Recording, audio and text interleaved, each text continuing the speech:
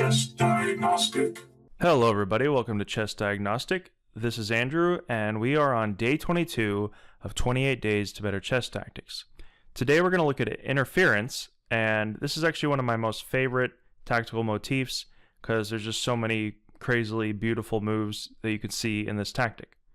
So this position is white to move if you want to pause the video, but if we start at step 1, you can see that black is threatening white's king pretty strongly. He has the rook on the 7th rank or the 2nd rank, the queen, as well as his bishop hitting the b pawn, and he has this rook on his own back rank preventing us from doing anything, as well as the bishop protecting the g pawn. So we want to look for a forcing move that interferes with all of these pieces here, and we can do that by, well, first looking for our least active piece, which is his bishop. This rook move makes sense, except we'd get checkmated with bishop check. For example, if we took here, we just get checkmated. Or he'd simply take the rook, because the rook's hanging. Alright, so pretty much we don't really have any queen or rook moves, and we need to figure out a way to protect this pawn as well. The rook can come in, the queen could come back, but we don't really want to make moves back, decrease our activity. So the logical move, bishop to e5, solves all of white's problems. If the bishop takes, well, the computer's suggesting the queen to take the rook, but if we play a logical move for black, such as bishop takes, then we actually have a checkmate in 4. Notice that if the bishop takes, it cut off the connection between the rooks, so we were able to just take the rook. So either rook, if this rook takes, then we'll actually checkmate because the rook cuts off the diagonal for the bishop. So the bishop and the rook can't take after bishop to e5.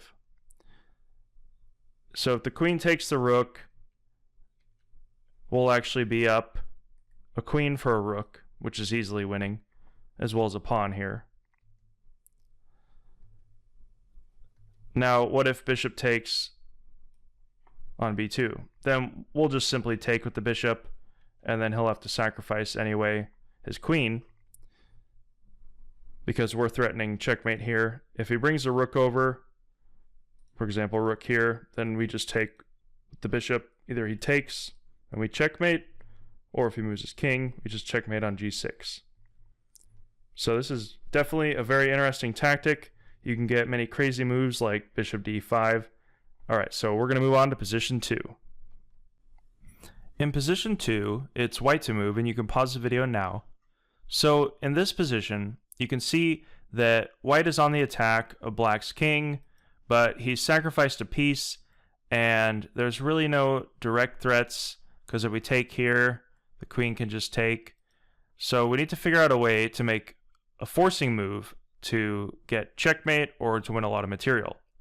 Well, in this position, we're going to get checkmate because after knight to e8, there's pretty much only one move that's forcing, which is a check.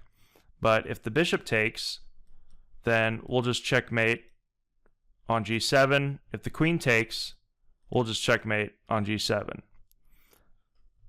So this knight move clears the g7 square, as well as cuts off protection of the knight.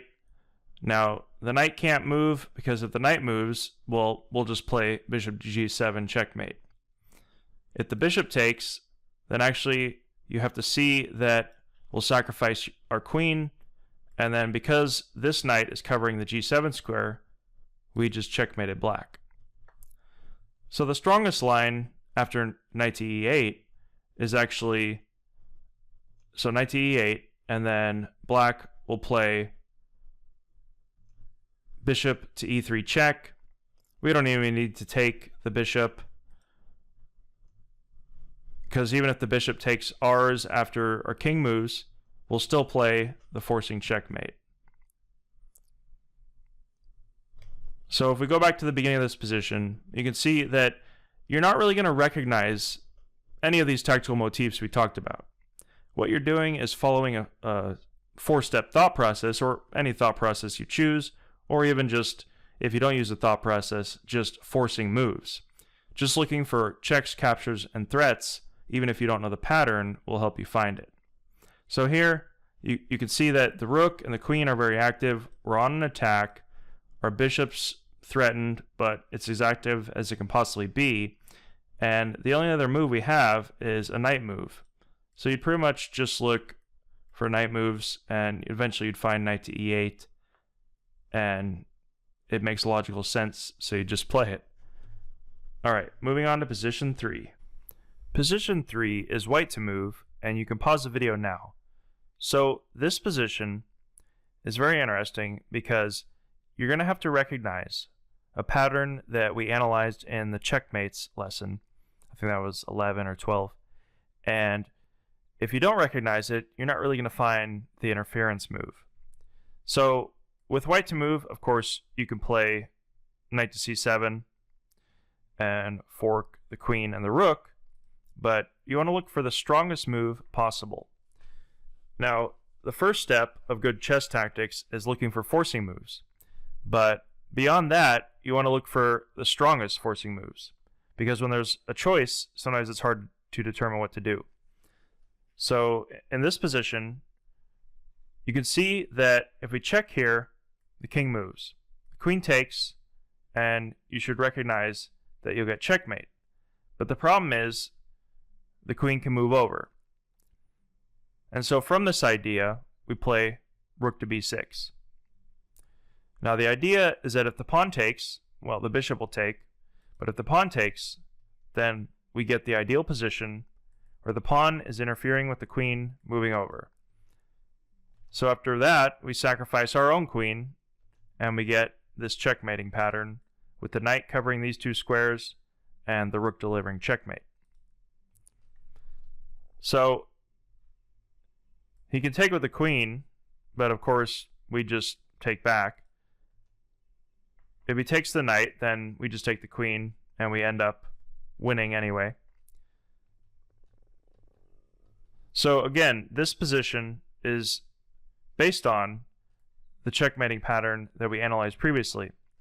So this is where knowing simple patterns, very simple patterns, not complicated at all, help you in calculating more complicated tactical ideas. Alright, moving on to the last position, position 4. In position 4, it's white to move, and you can pause the video now. So in this position, it's similar to position 3 in that you need to recognize a sacrificial mating opportunity in order to play your next move. Notice that black's king has these weak dark squares, and his queen and pretty much all of his pieces, his rooks and his bishops, are totally inactive. White completely owns the only open, well, I guess this file is open as well, but the only useful B file, and his bishops are quite active. So with that in mind, we can play queen to h6, and the king comes, for example here, and it would be checkmate if the queen couldn't interpose. So that's the only problem, and we need to figure out how to solve it.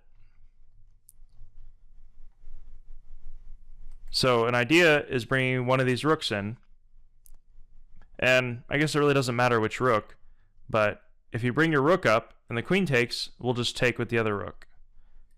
And if the pawn takes, similar to the to position 3, the queen's rank is cut off, and then we'll play queen to h6, and now we get our checkmate with these bishops.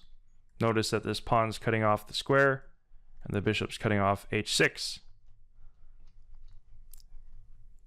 This position was played by Dmitry Gurevich, and that's actually what happened in the game. A very interesting position indeed. Hey everybody, thanks for watching. Hope you enjoyed this video. Hit the like button, leave a comment, and subscribe for future videos. See you in the future.